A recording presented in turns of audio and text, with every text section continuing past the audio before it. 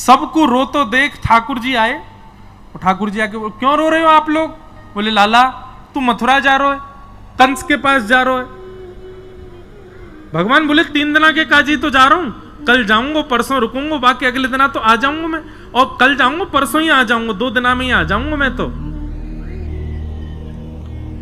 सब ब्रजवासी बोले लाला हम तेरे बिना एक क्षण ना रहे, आज तक जब से तेरा जन्म भयो है ऐसा कोई वृंदावन ब्रजवासी नहीं जिसने ठाकुर जी को नित्य निहारा ना हो। बोले लाला जे 2 दिन हम कैसे रहेंगे? ठाकुर जी थोड़े रूठ गए, बोले दुनिया के बालक घूमबे जामे, मोह तो ऐसा लगे तुम सबरे मुंह को घर में ही बुढ़ो कर लोगे या ब्रज से बाहर ही ना जान दोगे।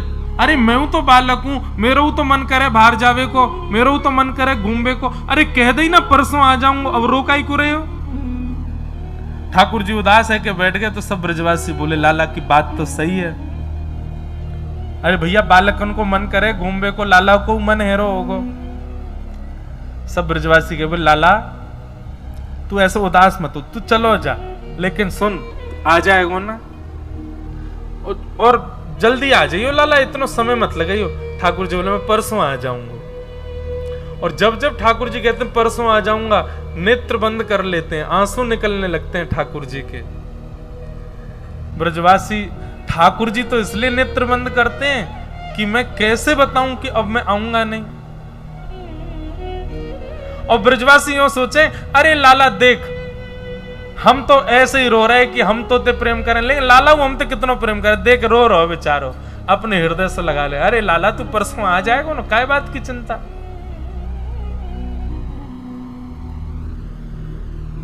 रात में यशोदा मैया के भुजा को तकिया बना करके ठाकुर जी यशोदा मैया के हृदय से लिपट करके सो रहे हैं। आंसू आ रहे हैं, बार बार यशोदा मैया के तन की सुगंधी को भीतर लेते हैं। बोले मैया मैं कैसे बताऊं कि अब मैं कल चलो जाऊंगा फिर कभी नहीं आऊंगा।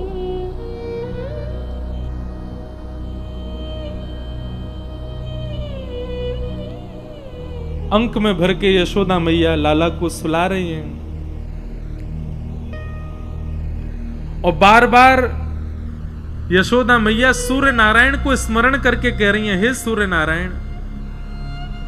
बोल नहीं रही हैं कि लाला संग में मनी मन विचार कर रही हैं हे सूर्य नारायण कल तुम उदय मत होई हो, क्योंकि मेरो प्राण प्रिय कन्हैया 2 दिना के काज मुझसे दूर जा रहा है। ठाकुर जी अपने आप को रोक नहीं पा रहे हैं कि मैया तो यूं सोच रही है कि मैं 2 दिना के काजे जा रहा हूं और वाकई काजे सूर्य नारायण से प्रार्थना कर रही है कि प्रकट मत होइयो कहीं लाला चलो नहीं जाए। मैं कैसे जाऊं व्रत छोड़ करके।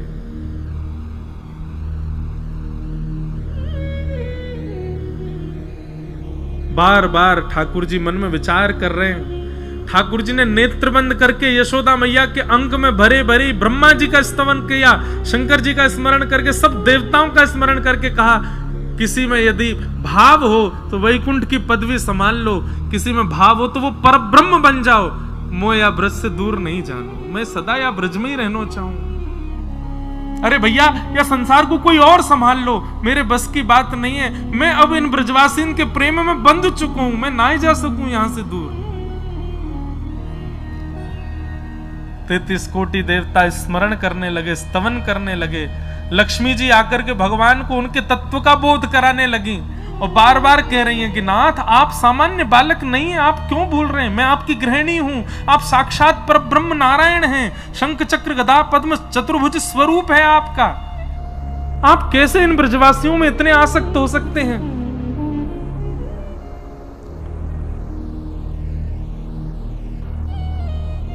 पर ठाकुर जी स्वयं को रोक नहीं पा रहे।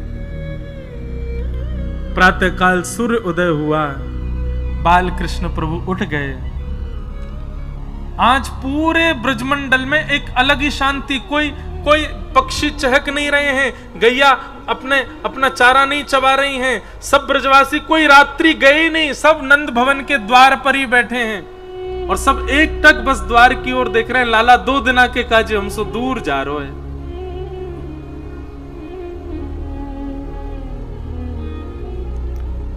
ठाकुर जी नहा धो के तैयार भये। आज अलग की एक अलग प्रकार की सुस्ती है ठाकुर जी के मुखमंडल पर, कोई सो नजर नहीं मिला पा रहे हैं।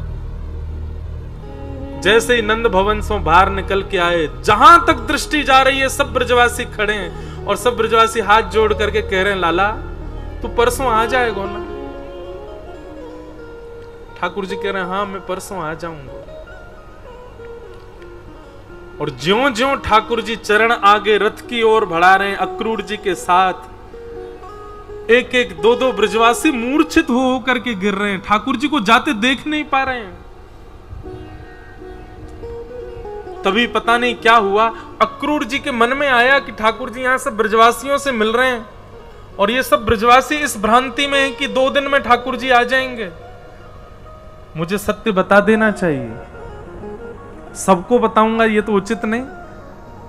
भीतर गए नंद भवन में, यशोदा मैया का हाथ पकड़ करके कक्ष में ले गए, भीतर से चटकनी लगा करके अक्रूर जी चरणों में बैठ गए, बोले मैया आपको कछु बतानो है। और अक्रूर जी ने सब बात बता दी, कैसे वसुदेव जी ने अपनो लाला आपके यहाँ लाके सुलाए दियो, आपकी लाली ले जा करके कंस को दे दी, यही बालक सुरक्षा के लिए 11 वर्ष आपके यहाँ रहा, अब ये बालक पुनः अपने माता पिता के पास जा रहा है। या की माँ आप नहीं है, या की माँ देवकी मैया है, वो 11 वर्षों से कारागृह में बंद हैं, ये वसुदेव जी को लाला है। ये बात सुनकर के यशोदा मैया का तो मानो रक्त ठंडा पड़ गया। एक शव के भांति शरीर, पलक नहीं झपक रही है, नेत्रों से आंसू गिर रहे हैं, कोई मुखमंडल पर किसी भी प्रकार का आव भाव प्रकट नहीं है। और चरणों में प्रणाम, तो कोई को सत्य पतो चले यहां पर, इसलिए आपको बताया है। अब मैं जा रहा हूं, आपके बालक को कुछ नहीं होगा, ये परम सुरक्षित रहेंगे मथुरा में। और ठाकुर जी को रथ में बैठा, ठाकुर जी को नहीं पता कि अक्रूर जी ने मैया को सब बता दिया है। जैसे ही रथ आगे बढ़ने लगा, रथ के चाल बढ़ने लगी, सब ब्रजवासी आर्तनाद करने लगे, रुदन करने लगे, श्याम सुंदर कह करके रोने लगे। यशोदा मैया को चेतना आई, मेरो लाला जा रो है, हमेशा के काज मुझसे दूर जा रो, एक बार जाके मिल तो लूं वासो। सब ब्रजवासी को बीच से यशोदा मैया दौड़ करके आई, अरे लाला रुक जा, अरे कन्हैया रुक जा, अरे श्याम सुंदर रुक जा। यशोदा मैया को आते देख ठाकुर जी चलते हुए रथ में से कूद गए और दौड़ करके जाके यशोदा मैया के अंग से लिपट गए। यशोदा मैया ने एक एक अंग का स्पर्श किया, माथो, आंख, नाक, गाल, होठ, थोड़ी, एक एक अंग को मानो स्पर्श करके वाको भाव अपने हाथन में ले रही हैं। जैसे कोई नेत्रहीन व्यक्ति किसी के स्पर्श का सुख लेता है, ऐसे यशोदा मैया एक एक अंग के स्पर्श का सुख ले रही हैं। और अंत में ठाकुर जी के चरण छूते छूते मानो जैसे दंडवत कर रही हूं। ठाकुर जी लेट गए नीचे, बोले मैया जी कहा कर रही है तू? यशोदा मैया रुदन करते हुए बोली, लाला तेरी स्मृति अपने हाथन में ले रही हूं, क्योंकि अब या के बाद तो तू मुझको छुवे को कभी मिलेगा नहीं, मुझको सब पता चल गया, तू मेरो लाला नहीं है, तू तो देवकी को लाला है। मुझको अक्रूर ने आके सब बताई दियो। लाला ठाकुर जी को जैसे ये बात पता चली स्तब्ध हो गए, नाथ की मैया को क्यों बताया किसी ने? यशोदा मैया बोली, लाला मैं तो को रोकूंगी नहीं, लेकिन तो सो 2 वचन चाहूं। कहा, बोले पहला वचन कि तू कभी मेरी शिकायत मत करियो देवकी सो, कि माखन खावे के पीछे मुंह को बांध दियो, मटकी फोड़वे के पीछे मेरे पीछे छड़ी लेके यशोदा भागी, ये सब बात कभी देवकी को मत बताइयो। और दूसरा वचन, तू जीवन भर देवकी की सेवा करियो, वाकई नेत्रन से कभी दूर मत जाइयो, क्योंकि मैं तो सह लूंगी लेकिन देवकी ना सह पाएगी, तू दूर गयो तो। दूसरा वचन ये चाहिए, लाला तू जीवन भर देवकी के संग रही हो, पर काउदना यदि तो को खबर मिले कि वृंदावन में यशोदा मैया अब मरणासन अवस्था में है, मृत्यु को प्राप्त होने वाली है, बस वास समय मेरे पास आ जाइयो लाला, मैं प्रतीक्षा करूंगी, अपने प्राणन को रोक के रखूंगी। जब तू सामने आ जाएगा तो को देख लूंगी, तेरे हाथन को स्पर्श कर लूंगी, तब प्राण निकालूंगी। बस मेरे अंतिम समय में मेरे सामने आ जाइयो लाला। ठाकुर जी बहुत रोए। मैया को हृदय से लगा लिया, बोले मैया मैं जीवन भर तेरो ही सुत कहाऊंगो ना लाला। तू बचपन में खूब कहतो कि मैया तू नाराज है जावे, मैं तो नंद बाबा को लाला हूं, तेरो ना हूं, वास में भी मुंह को व्याकुलता है जाए, पर आज अक्रूर ने आके बताई कि तू देवकी को लाला है। मैं पता ना क्यों जीवित हूं अभी तक लाला, ये निश्चित ही मेरे अंदर मातृभाव की कमी होगी, नहीं तो मेरे प्राण निकल जाने चाहिए। जा लाला सदा प्रसन्न रहियो, खूब राज करियो, तेरो ब्याह होएगो, खूब बढ़िया बहू आवेगी, बस या मैया को कभी भूलियो मत, अंतिम समय में मेरे पास आ जाइयो, और इन ब्रजवासीन को मैं देख लूंगी, इन सबन की चिंता मत कर, तू आगे जा अपनी मैया और अपने पिताजी के संग आगे को खूब सुंदर जीवन जियो, मेरो खूब आशीर्वाद। और ऐसा कह के यशोदा मैया वहीं मूर्छित हो गई।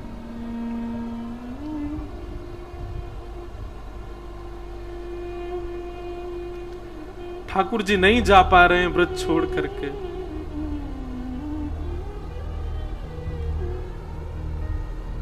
नंद बाबा आकर के लाल जी को संभाल रहे हैं, बोले लाला चल विलंब है रो है।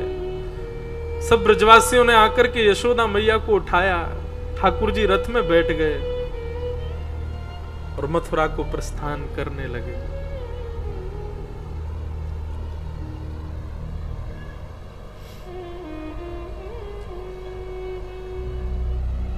कान्हा तेरी जोहत रह गई बात, जोहत रह गई बात।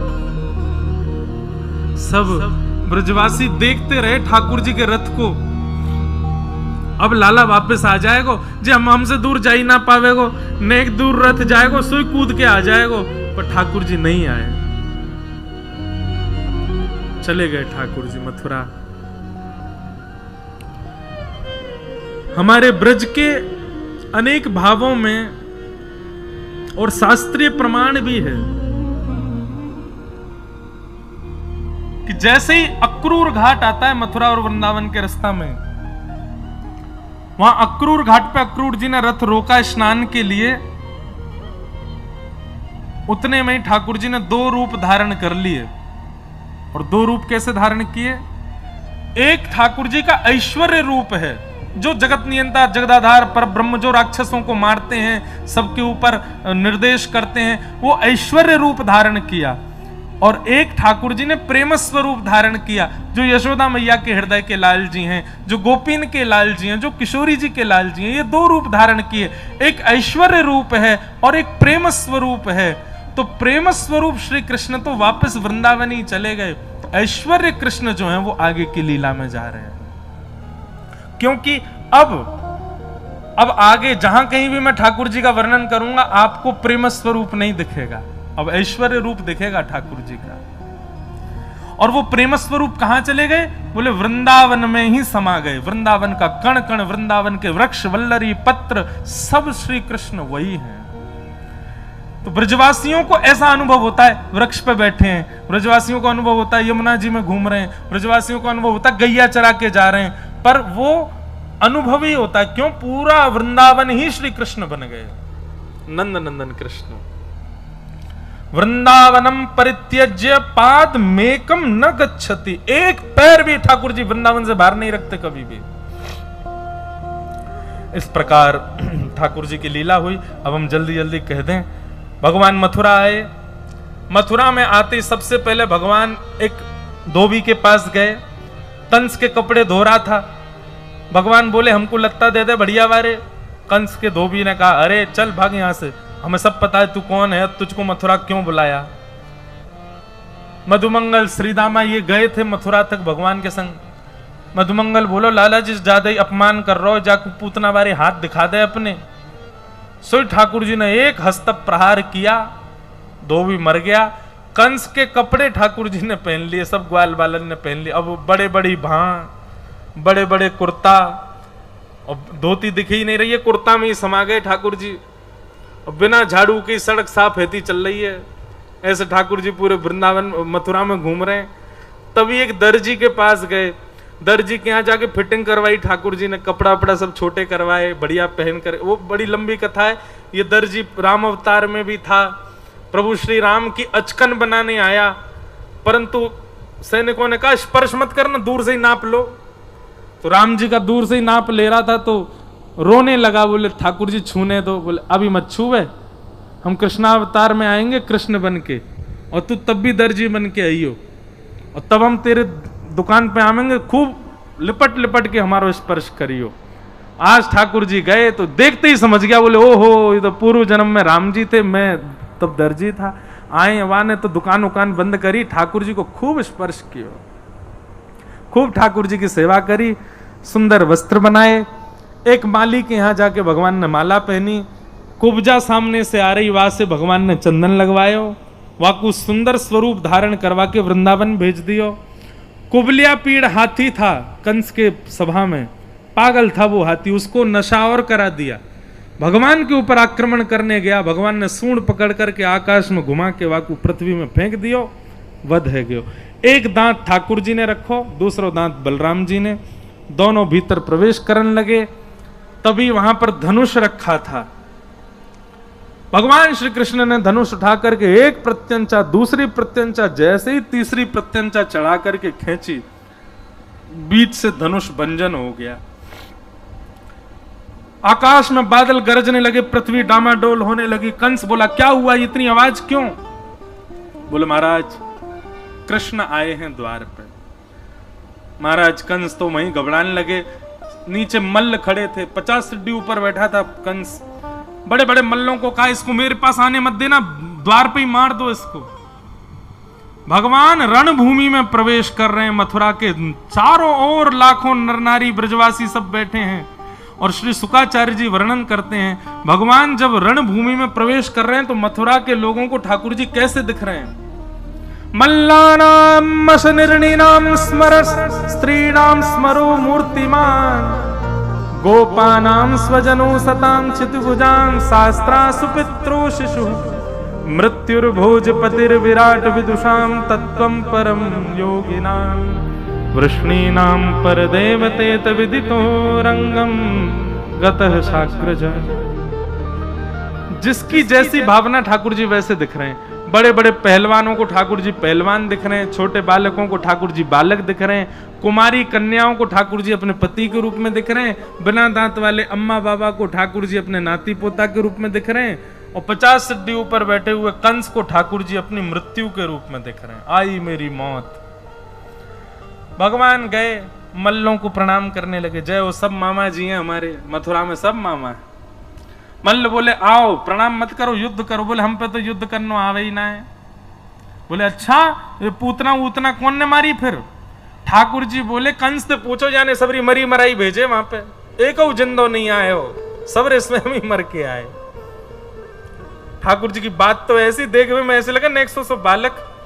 मल्ल बोले नहीं हमसे युद्ध करना पड़ेगा। एक मल्ल जैसे ही भगवान के पास गयो, भगवान ने एक हस्त प्रहार किया, एक हस्त प्रहार में नीचे गिर गो, उठ ही नहीं पाए हो। दूसरो मल्ल आयो, भगवान ने मुष्टिक प्रहार करी, महाराज स्टेडियम से बाहर गयो जाके। ऐसे कर करके सबरे मल्ल मार दिए ठाकुर जी ने। 50 सीढ़ी ऊपर बैठे कंस को ठाकुर जी ने देखा। कंस को घबराहट, भगवान का ऐसा स्वरूप है कि जो देख ले वो पिघल जाए, पर कंस को घबराहट हो रही ठाकुर जी को देख के। भगवान ने बलराम जी को प्रणाम किया, सब मथुरावासियों को हाथ जोड़ करके दंडवत करी, और एक छलांग मार के भगवान ऊपर पहुंचे। वहां को मुकुट दूर फेंक करके केश पकड़ लिए, दूसरी भुजा से चरण उठा लिए, आकाश की ओर उठा करके सब मथुरावासियों को दिखा करके 50 सीढ़ी ऊपर से नीचे पटक करके एक छलांग मारी, वहां की छाती पे जाके बैठे और कंस को गोविंदाय नमो नमः। बोलो कंस मर्दन भगवान की। मथुरा के लोगन के मुंह खुले रह गए, आंख खुले रह गई, और सबरे घबरा में बोले कि मरगो कंस। भगवान ने चारों ओर देखी, बोले विश्वास ना हेरो दिखे। एक पैर उठाया कंस का, पूरी रणभूमि में उसके देह को घुमाया ठाकुर जी ने, और सबन को जब दिख गई कि हाँ कंस मर गयो, सबरे कूदे बीचे रणभूमि में, ठाकुर जी को उठा लियो, नाचन लगे, सब गान लगे, जय जयकार करन लगे। बोल कृष्ण कन्हैया लाल की, कंस मर्दन गोपाल की, देवकी नंदन गोपाल की, जय जय श्री राम। सब ब्रजवासी आनंद में भर गए, आनंद करन लगे। अब भगवान ने देवकी, अब हम थोड़ा जल्दी करें, देवकी और वसुदेव जी को मुक्त किया। उग्रसेन को मथुरा का राजा बनाया। भगवान कभी राजा नहीं बने, ना मथुरा के ना द्वारिका के। राजा हमेशा उग्रसेन ही थे। भगवान कभी सिंहासन पर नहीं बैठे, पर प्रेम से सब उनको कहते थे राजा धीराज महाराज देवकी नंदन वसुदेव नंदन मथुराधीश भगवान की जय।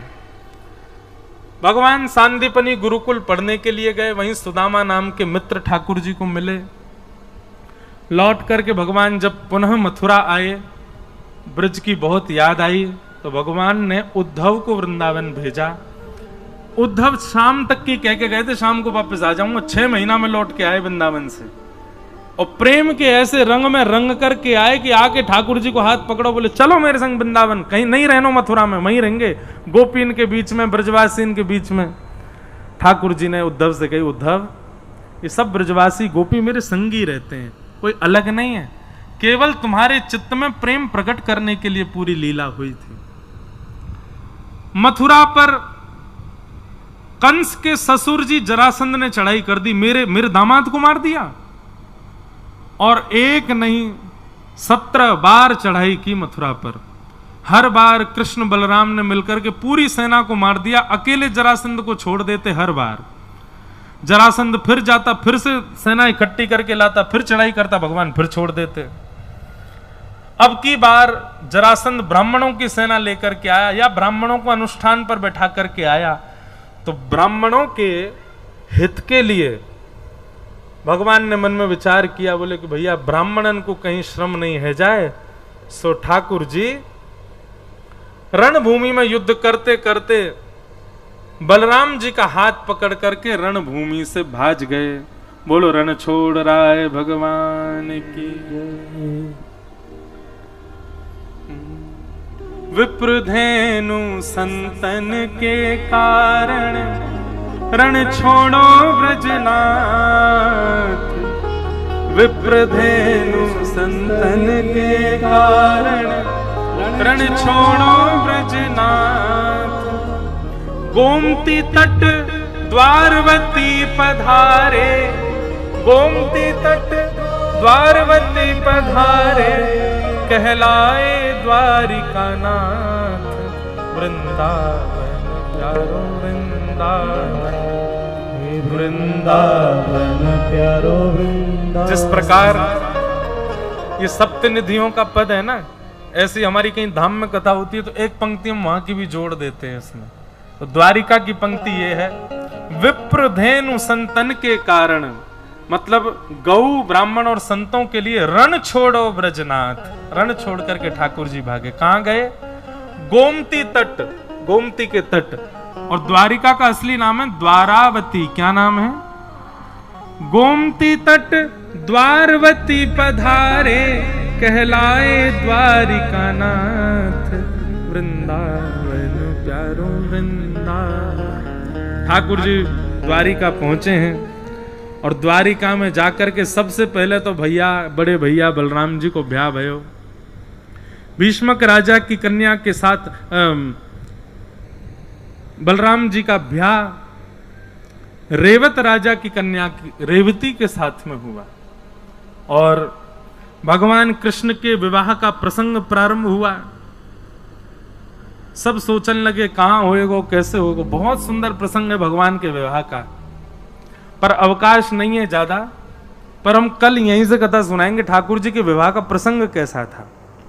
कैसे रुक्मणी जी से विवाह हुआ, बहुत अच्छी कथा है। पर अभी बस इतना सुन लो कि भीष्मक राजा की पुत्री हैं रुक्मणी, और रुक्मणी जी ने संतों के मुख से बड़ी प्रशंसा सुनी, ठाकुर जी की खूब कथा सुनी, और कथा सुनकर के रुक्मणी जी ने उनको अपने पति के रूप में वर्ण कर लिया। रुक्मणी जी ने पत्र लिखा, और पत्र लिख करके ठाकुर जी को अपने हृदय की सब बात बता दी। श्रुत्वा गुणान भुवन सुंदर शृण्वतां ते निर्विश्य कर्ण विवरै हरतुंगतापम रूपम दृशां दृशिमताम अखिलार्थ लाभम त्वय्यच्युता विशति चित्रम पत्रपम में। रुक्मणी जी ने भगवान को पत्र लिख करके बताया कि मैंने आपके रूप और गुणों को सुना, जब से सुना तब से आपका वर्ण कर लिया, तब से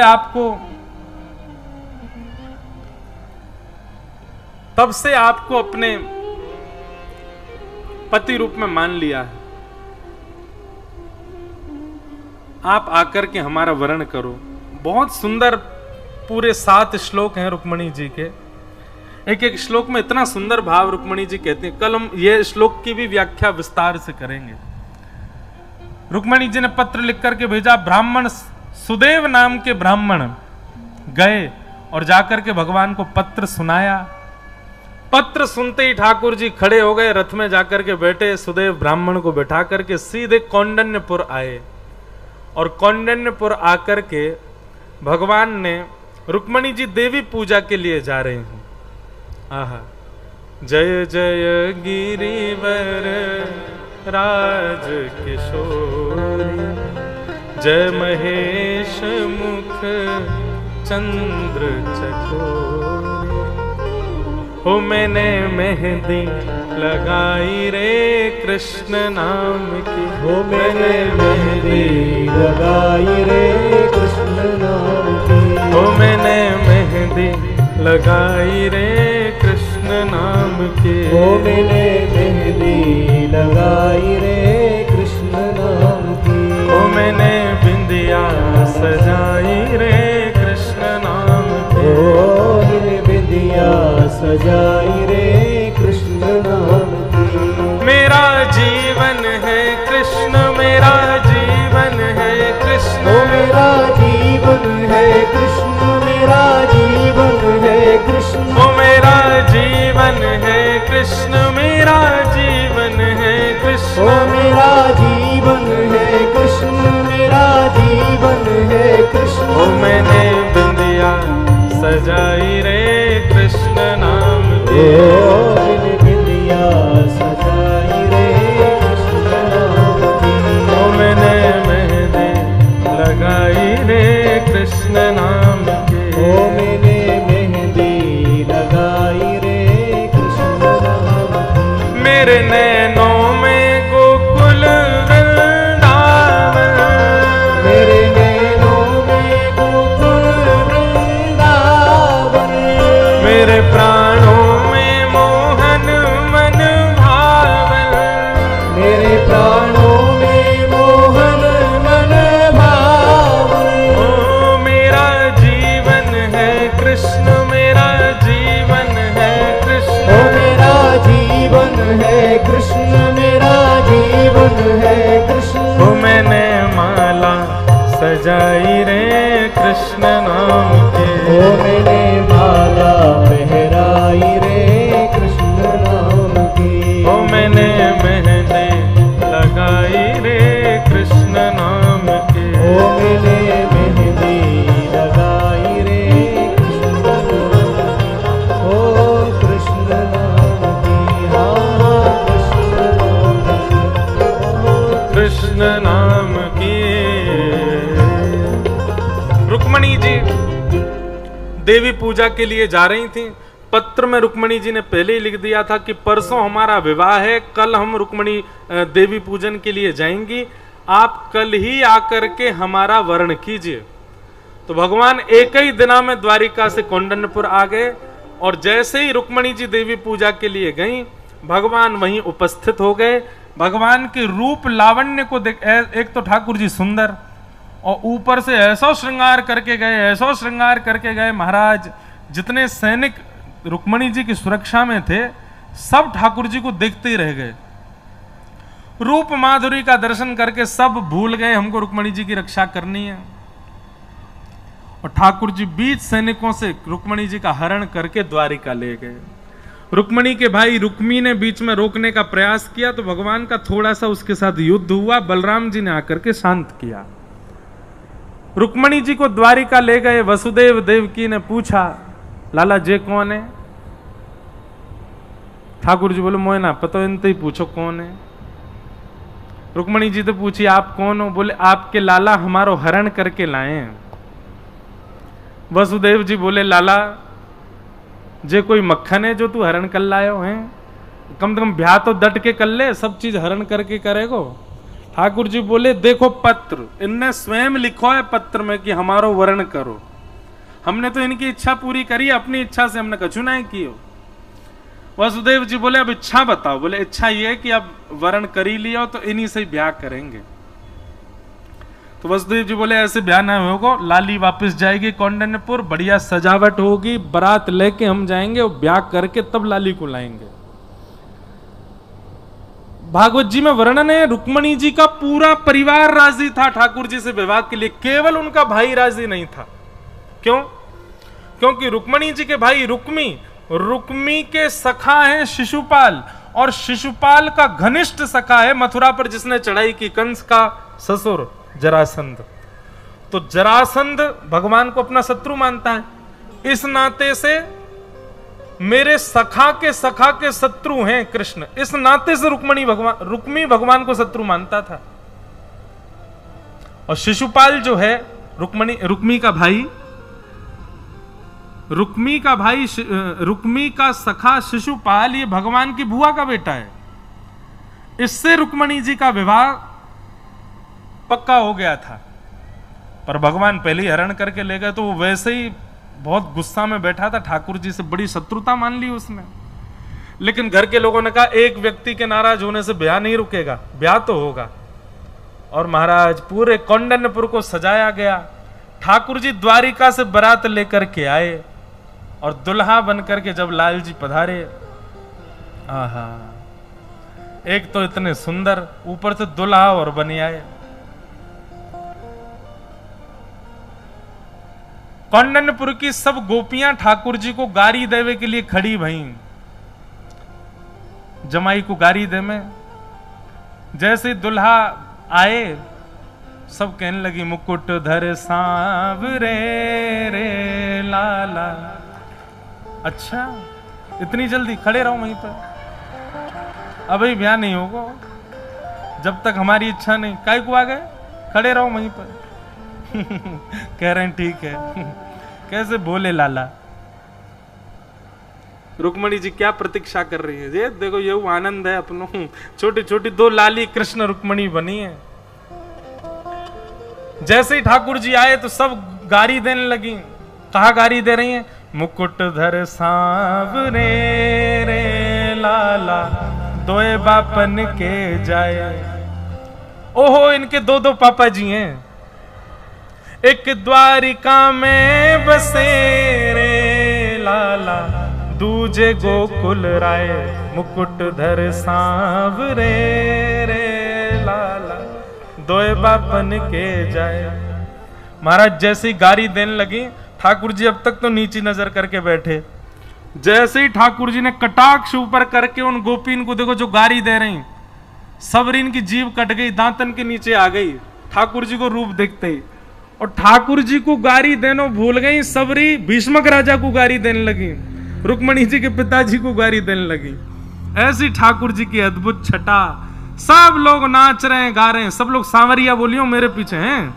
हो मोहे प्यारो लागे सांवरिया। अच्छा देखो, ऐसी बारात देखी आपने? अकेलो दुल्हा है और एक भिंडला सखी संग में। भाव से दोनों भुजा उठा के गाओ, सांवरिया बोलियो।